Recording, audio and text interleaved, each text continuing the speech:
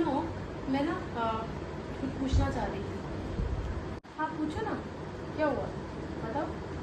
मेरी ना एक फ्रेंड है, तो जैसे उसका जो चाइल्डहुड था ना, बचपन, तो उसके घर में उसके मॉम डैड का रिलेशनशिप अच्छा नहीं रहा। वो 3 भाई बहन हैं, तो उसको ना हमेशा से ये हालांकि उसके घर में जब उनके मम्मी पापा की बहुत हमेशा से लड़ाइयाँ हुई हैं, तो उसको हमेशा से ये एक फीलिंग है, एक थोड़ा सा गुस्सा है उसके मन में कि यार मेरे घर में अगर माहौल अच्छा होता, जो कि बहुत सालों तक रहा, ऐसा नहीं 1-2 साल रहा। मेरे ख्याल से जब से उसने होश संभाला था तब से लेके जब तक वो शायद कॉलेज में गई है या उसने जॉब ज्वाइन कर ली थी, तब तक उनके घर में मम्मी पापा की लड़ाइयाँ चलती रही। बहुत ही खराब बचपन था, मतलब जैसे बाहर की दुनिया का उसको कुछ पता ही नहीं है।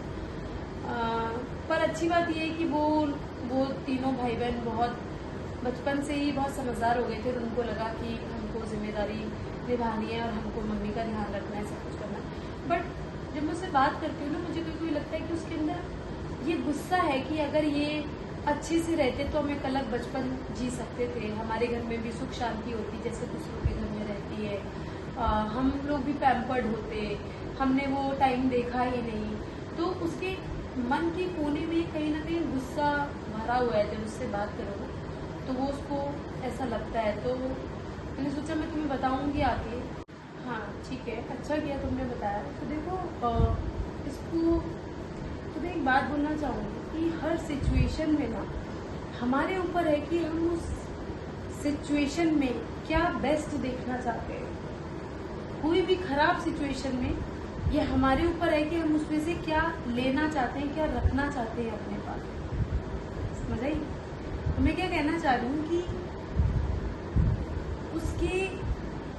उसको ऐसा लगता है कि वो तीनों एक और अच्छा जीवन जी सकते थे, बचपन से घर में और पैम्पर्ड होते, सब कुछ ठीक है। मैं कह रही हूँ कि यार हमने पहले भी बात की है, सबकी लाइफ में सुख दुख का साइकिल है। अगर उसकी ज़िंदगी में उसके पापा अच्छे होते तो उनकी ज़िंदगी में एक परफेक्ट लाइफ होती, पर दुख था ही नहीं। अब दुख को किसी फॉर्म में तो रहना। अब इस बुरी सिचुएशन में हम क्या अच्छा देख सकते हैं? वो ये देख सकते हैं कि पापा का नेचर अच्छा नहीं था, जैसा भी था, जो भी परेशानियां उन्होंने क्रिएट करी, बस उसकी वजह से ये तीनों भाई बहन बचपन से रिस्पॉन्सिबिलिटी समझ गए। ठीक है, बचपन से इन्होंने समझ लिया कि हमें अपनी मम्मी का ध्यान रखना है। बचपन से इन्होंने डिटरमिन कर लिया कि हमको पढ़ाई करनी है, पढ़ाई पे फोकस करना है, हमें एक दिन नौकरी पकड़नी है, हमें अपनी मम्मी का ख्याल रखना है। ठीक है, तो सिचुएशन खराब थी, पर बेस्ट देखने वाली बात क्या है कि ये लोग रिस्पॉन्सिबल बन गए। ठीक है, अब इसकी अदर वे आउट दूसरी सिचुएशन भी हो सकती थी। पापा बहुत अच्छे होते, बच्चे पैम्पर्ड होते, बच्चे बिगड़ भी सकते थे। मैं एक बात बता रही हूँ, होता है ना बहुत घरों में मम्मी पापा लोग बहुत ज़्यादा बच्चों को बेइंतहा प्यार देते हैं, बेइंतहा चीज़ें, सब कुछ मुंह से निकलने से पहले ही चीज़ें आके रख जाती हैं। ठीक है, ऐसी भी फैमिलीज है, बच्चे बर्बाद हो जाते हैं। बच्चों को लगता है जो बोलेंगे अभी 2 मिनट में मिल जाएगा। वो जिम्मेदारियां नहीं समझते, वो पढ़ाई की कीमत नहीं समझते, वो मम्मी के प्रति शायद प्यार को इतना नहीं समझ पाते। दूसरी चीज़ यहाँ ये भी हो सकती है कि पापा ने उनको पढ़ाया लिखाया, तो पापा के लिए अगर मन में अच्छी चीज़ें नहीं है तो हम एक ग्रैटिट्यूड रख सकते हैं कि उन्होंने पढ़ाई में पैसा लगा दिया। अगर वो पढ़ाई रोक देते तो क्या करते बच्चे? क्या करते? नहीं पढ़े होते। तो मन में एक थैंकफुलनेस, एक ग्रैटिट्यूड, एक धन्यवाद होना चाहिए जो भी उन्होंने किया। उनके प्रति मन को न्यूट्रल रखना चाहिए, कोई गिला शिकवा नहीं होना चाहिए। कोई बात नहीं, उन्होंने जो किया वो उनका करना है। ठीक है, हम कोई नहीं होते हिसाब करने वाले इतनी बड़ी यूनिवर्स में।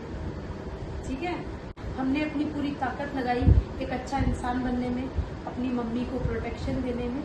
तो मुझे लगता है कि तुम उसको ये बोलना कि देखो ये नज़रिया है, नज़रिए की बात है, हम सिचुएशन को ऐसे भी देख सकते हैं। ठीक है, तो ये इम्पोर्टेंट है। बहुत अच्छी बात बोली तुमने, बहुत इम्पोर्टेंट बात है कि ये नज़रिया है और हम किस नज़रिए से चीज़ों को देख रहे हैं वो बहुत इम्पोर्टेंट है। मुझे बहुत कॉन्फिडेंस आया ये बात सुन के, मतलब बहुत अच्छा लगा। मैं इतना समझ नहीं पा रही थी कि मैं उसको कैसे समझाऊँ, तुमने मेरा डाउट पूरा क्लियर कर दिया, थैंक यू सो मच। तो हम सबको ये समझने की ज़रूरत थी कि कोई चीज़ बुरी हो रही है तो उसमें से हम अच्छा क्या लेकर अपने पास आगे बढ़ सकते हैं, राइट।